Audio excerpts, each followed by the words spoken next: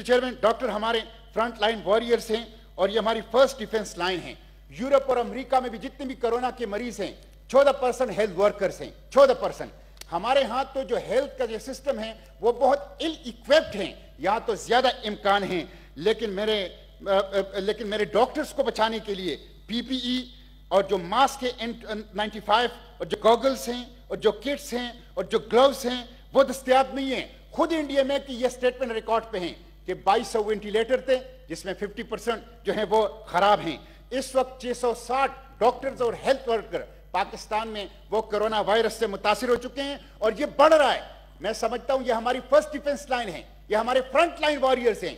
हुकूमत को हंगामी बुनियादों पर वॉर फुटिंग पर इनकी सिक्योरिटी को, इनकी सेफ्टी को जो है वो यकीनी बनाना चाहिए। टेस्टिंग की सूरत हाल ये है कि खुद डॉक्टर अताउर रहमान जो वजीर आजम के मुशीर हैं वो कहते हैं कि 50,000 टेस्टिंग पर डे होगी पाकिस्तान में तो फिर कोरोना की सही सूरत हाल और पिक्चर आएगी। इस वक्त 20,000 पे भी हमारी सूरत हाल नहीं पहुंची हुई है।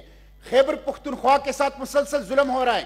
पूरे सूबे में एक लेबॉर्ट्री है, बाकी तमाम सूबों में 2-2 लेबॉर्ट्रियां हैं और उस लेबॉर्ट्री की जो कैपेसिटी है वो सिर्फ 700 है और अब उसको भी बंद कर दिया गया है। इस्लामाबाद से टेस्ट हो रहे हैं। खैबर पुख्तनख्वा में पर मिलियन सिर्फ 250 टेस्ट हो रहे हैं। मिस्टर चेयरमैन, जब पर मिलियन सिर्फ 250 टेस्ट होंगे तो वहां कोरोना का पिक्चर वो कैसे सामने आएगा। इसलिए केपी के साथ जो है वो बहुत जुल्म हो रहा है कि एक ही लेबॉर्ट्री थी और वहां भी उसको बिल्कुल वो भी बंद कर दी गई है और जो टेस्टिंग की रेशो है वो भी बहुत ज्यादा थोड़े हैं। इसलिए मिस्टर चेयरमैन, मैं समझता हूं वहां कम से कम 3 लेबॉर्ट्रीज होनी चाहिए, टेस्टिंग कैपेसिटी बढ़ानी चाहिए ताकि हमें पूरी पिक्चर सामने आए कि इस वक्त सूरत हाल क्या है।